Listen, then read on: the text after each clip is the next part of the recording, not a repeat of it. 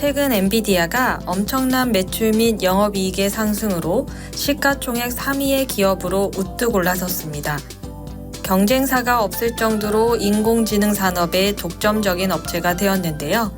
그래픽카드를 만들던 엔비디아는 어떻게 지금과 같은 AI 산업의 선두주자가 됐을까요?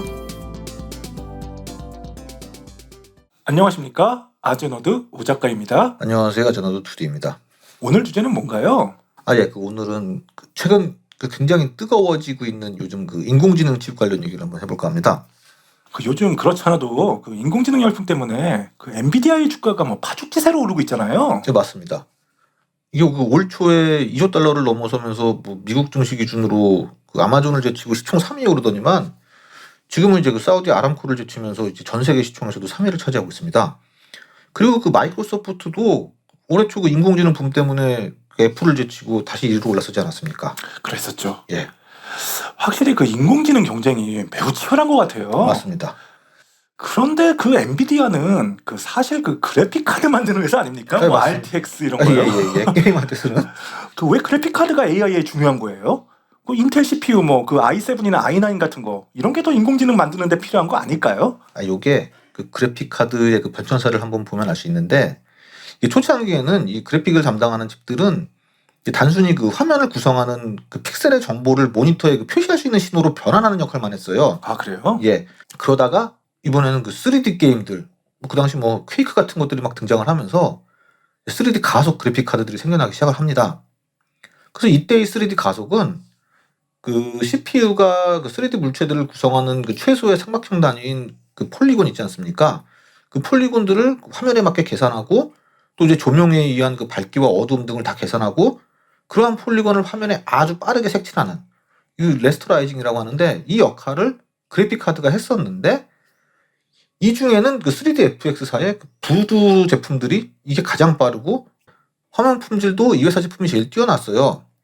그래서 이 부두 제품은 자사 전용 3D API인 글라이드라는 개발 규약을 제공을 했고, 게임 개발사들도 당시에 같은 역할을 하는 또 다른 API인 마이크로소프트의 다이렉트X보다는 저 글라이드를 더 우선적으로 지원을 할 정도였습니다. 저도 3D FX사의 부두 기억나는데요. 당시에 최고급 3D 그래픽 카드로 유명했고 디아블로2 같은 게임들도 글라이드 지원하고 그랬잖아요. 네, 맞습니다. 그럴 정도로 이게 당시의 대세였거든요. 이렇게 3D FX사의 부두 제품이 이제 업계를 평정하다 보니까 이 업체가 욕심을 좀 냈는데, 그래픽 칩, 이 칩이 담긴 보드, 즉 그래픽 카드는 타 업체가 이 3D FX사로부터 칩을 사서 만드는 방식이었고, 몇몇 일부 회사만 자사 칩으로 자기가 그래픽 카드를 같이 만들어서 판매를 했었는데요. 이 당시 3D FX는 이 부두 3부터 자신들이 직접 카드를 만드는 것으로 방침을 바꿉니다. 칩만 만드는 게 아니라요? 그렇습니다. 워낙에 독보적인 위치에 있다 보니까 이제 수익을 더 극대화하려는 전략이었지만 결과적으로 이게 무리수가 됐어요. 독점으로 공급을 하다 보니 가격도 비싸지고, 그렇다 보니까 성능이 아무리 좋다 해도 ATI나 엔비디아 같은 경쟁 제품의 수요가 점점 늘어나게 됐습니다. 욕심이 좀 심했군요. 그렇습니다. 여기에 당시 고가의 워크스테이션에 사용되던 지오메트리 연산 장치를 탑재한 엔비디아의 지포스 256이 등장하면서 3D FX사의 제품은 이제 큰 타격을 맞게 돼요. 이때를 기점으로 엔비디아는 새로운 그래픽 카드의 강자로 부상하게 되고, 3D FX는 이제 몰락의 길로 접어들어서 결국 3D FX사는 자신들의 기술을 엔비디아에 매각하게 됩니다. 그리고 당연히 엔비디아는 3D FX사의 제품에 대한 지원을 이제 중단하게 됐죠. 잘 나가던 부두 카드가 결국은 경쟁사에 팔려갔군요. 그렇습니다. 요거 당시에는 꽤 충격적이긴 했어요. 저도 더 이상 부두가 안 나오길래 무슨 일인가 했었습니다. 예. 거의 독점에 가까울 정도로 시장을 장악하던 회사였는데 너무나도 빨리 너무나도 한순간에 이제 몰락을 해버렸거든요. 근데 얘기가 좀 샜는데, 여기서 이 엔비디아의 지포스에 도입된 이 지오메트리 연산 기능, 이거를 하드웨어 TNL이라고도 하는데요. 트랜스폼 앤 라이팅의 약자입니다. 트랜스폼 앤드 라이팅이요? 예. 이 트랜스폼이라는 것은 3D 그래픽이라는 거는 이게 화면상에 수많은 점, 이 버텍스라고 하는 것들이 XYZ 3차원의 좌표값을 가지고 있습니다. 이제 이것을 우리가 보는 모니터의 2차원 값으로 변환을 해야 하는데, 카메라가 이동하거나 물체가 움직이거나 하면은 이러한 변환이 계속 이루어지지 않겠습니까? 그렇죠. 이거의 계산을 시시각각으로 해야 되는데, 이 계산을 CPU가 아닌 그래픽카드의 칩, GPU가 담당하게 되는 겁니다. 또한 그 라이팅, 조명도 그 빛의 세기와 거리에 따라 그 물체 뭐 각양각색으로 비치게 되는데 이것의 계산도 CPU가 아닌 GPU가 담당하게 되는 거죠. 따라서 CPU의 부하가 줄어들기 때문에 더 많은 프레임을 렌더링할 수 있게 되는 거죠. 그러니까 그 과거에는 그 CPU가 그러한 그 3차원, 즉 3D 정보들을 계산해서 우리가 보는 2차원 화면 정보를 변환하고 그래픽카드는 단지 그것을 화면에 뿌리는 역할만 했는데 지금은 그러한 계산을 그래픽카드가 전부 담당한다는 그런 말씀입니까? 맞습니다.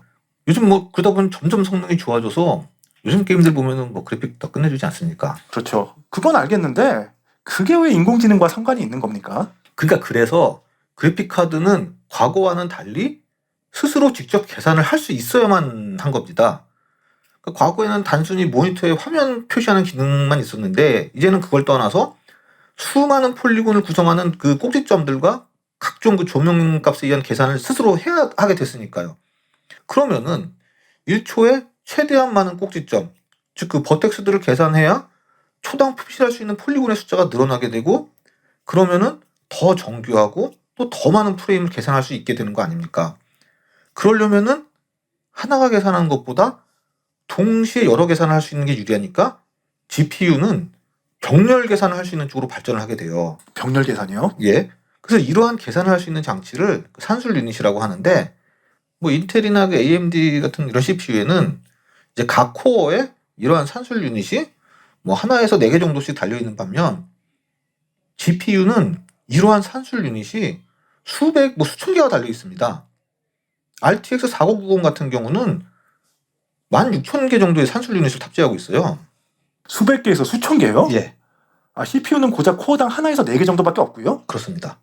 아, 그러면 GPU가 훨씬 성능이 좋겠네요?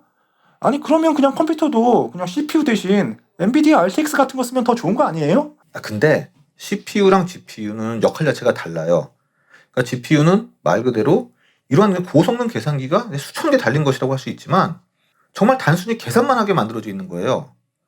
그 우리가 뭐 실행하는 그 프로그램 실행 파일 등에 이제 컴파일되어 있는 그런 소스 코드의 수많은 명령 같은 경우는 그 명령이 한 값을 비교하고 이 명령을 또 해서 다른 명령으로 분기하고 이러한 논리적인 코드를 수행하는 것은 CPU만 가능해요. 즉 계산기를 이용 제어할 수 있는 것은 CPU의 몫이죠. 그러니까 여전히 컴퓨터의 두뇌는 CPU입니다. GPU는 매우 빠른 수많은 손가 계산기라고 할 수 있죠. 따라서 이러한 논리적인 프로그램은 CPU를 사용해서 짜지만 계산만은 그래픽카드의 칩, GPU를 이용하자 해서 등장한 것이 바로 GPGPU입니다. GPGPU요? 예. 그래픽 프로세싱 유닛입니까? 그러니까 이게 GPU의 엄청난 계산 능력을 3D 그래픽만이 아닌 일반 용도로 사용해보자는 취지로 등장한 것으로 제너럴 퍼포즈 컴퓨팅 온 GPU의 약자입니다. 아, 약자가 다르군요. 예. 그러니까 앞서 말했듯이 이 GPU는 수많은 산술 유닛으로 이제 병렬 계산을 해요. 그러니까 우리 화면은 막 수많은 픽셀들로 구성되어 있는데 GPU는 이 픽셀 하나하나를 다 계산하는 거거든요. 그 3차원상의 이런 공간과 그리고 또 노말 값이라고 하는 이 면의 기울기 또 그거에 따른 명암의 차이와 또 닿은 빛의 세기와 뭐 색상 등 해당 픽셀의 위치에 해당하는 그 엄청나게 많은 여러 계산을 해서 픽셀 하나하나씩 칠하는 거예요. 이것을 이제 그 픽셀 쉐이더라고 하는데 당연히 하나씩 하면 오래 걸리지만 동시에 수많은 픽셀을 계산해가면서 하면은 그만큼 빨라지는 거죠. 근데 이제 그 이러한 계산을 단지 3D 렌더링이 아닌 다른 분야에 사용하기 위해 등장한 것이 GPGPU고 이러한 범용 계산을 위해 만들어진 기능이 바로 쿠다와 오픈CL입니다. 쿠다와 오픈CL이요? 예. 이 쿠다는 엔비디아에서 만든 것이라 그 엔비디아 제품에서만 사용이 가능하고요. 오픈CL은 쿠다에 대항해서 그 어떤 그래픽 칩이라도 사용할 수 있게 좀 개방형으로 등장을 했어요. 그러니까 이름에 오픈이 들어가 있군요. 그렇습니다. 애플이 주도해서 만든 건데 정작 최근 애플 OS에는 이 기능이 빠졌다는 게 아이러니입니다. 아, 그래요? 예. 이게 그 AMD와 인텔 제품 등에서는 이 오픈CL만 사용이 가능한데요. 이 선발주자인 엔비디아의 쿠다에 비해서는 이게 좀 불안정하다는 평가가 있어요. 아무튼 그 이러한 GPGPU의 등장으로 인해 많은 계산량을 이제 기존의 CPU보다 이제 훨씬 빠르게 처리할 수 있게 된 거죠. 그러다 보니 현재 AI는 엄청난 계산량을 요구하다 보니 인텔 등의 CPU보다는 이러한 GPU를 선호하게 된 거예요. 그 슈퍼컴퓨터 이런 거 과거에는 슈퍼컴퓨터도 다 CPU 기반으로 만들었습니다. 그렇게 알고 있습니다. 예. 하지만 최근에는 CPU는 앞서 말했듯이 그 프로그램 코드, 그 로직을 지금 만들어서 실행하는 용도로 이용되고 실제 연산하는 거는 엔비디아나 이런 AMD사의 GPU 등을 사용하는 경우가 많아지고 있습니다. 특히 앞서 말했듯이 이 쿠다는 엔비디아 제품에서만 사용 가능한데 오픈CL보다 안정적이고 또 오픈CL은 그 여러 업체가 관여해서 만든 플랫폼이다 보니까 지원이 좀 더딘 상태예요. 이러다 보니 현재 GPGPU 시장의 최강자이자 이 독점적인 위치를 차지하고 있는 것이 바로 엔비디아가 될 수밖에 없죠. 그 조그만 칩에 수많은 기능이 들어가 있는 게 놀랍긴 하네요. 예. 이런 이유가 있다 보니까 확실히 최근 주가 폭등한 이유가 이해가 되네요. 그렇습니다. 그러니까 현재는 이러한 GPGPU는 공급이 수요를 못 따라가고 있어요. 그러니까 많은 GPGPU를 투입할수록 성능이 좋아지니까 마구마구 넣어서 만들고 싶지만 이 생산에는 이제 한계가 있으니까요. 병렬 방식이니까 많이 넣을수록 좋은 거 아닙니까? 그렇죠. 그래서 다른 회사들도 AI 칩을 직접 개발하려고 하는군요. 맞습니다. 그래서 이미 테슬라 같은 경우는 두 번의 AI 데이를 통해 자사가 개발한 AI 전용 칩인 도조를 선보이기도 했고요. 마이크로소프트는 아테나라는 이름으로 대규모 언어 모델 전용 칩을 지금 개발하고 있습니다. 최근 1나노 개발하겠다는 인텔 파운드리로 협력할 예정이고요. 구글과 아마존도 각자 AI 전용 칩을 개발 중에 있습니다. 얼마 전에 샘 올트먼이 7조 원 아니고요. 7조 달러를 펀딩해서 새로운 AI 산업을 시작하려고 한다는 말이 화제였었죠. 맞습니다.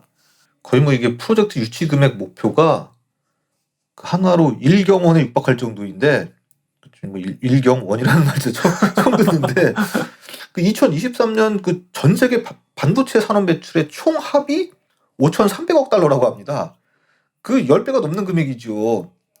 이 금액이 독일과 프랑스의 연간 GDP를 합친 금액이라는 등 너무나 엄청난 금액이다 보니 이 관련해서 이제 꽤 화제였는데요. 독일과 프랑스가 작은 나라들도 아니고요. 그러니까 말입니다. 너무 현실성이 없는 것 아니냐는 얘기부터 7조는 너무 나갔지만 1, 2조 달러 선에서는 해볼 만한 거 아니냐는 등 정말 별의별 얘기들이 다 나오고 있는 판입니다. 아무리 중동적 자본을 유치하려고 한다지만 금액이 너무 크긴 한데요. 예.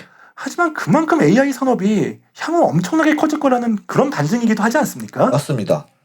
현재 엔비디아는 이러한 AI 시장을 노리는 제품군을 내놓고 있는데요. 엔비디아의 A100, H100은 현재 품귀 현상이에요.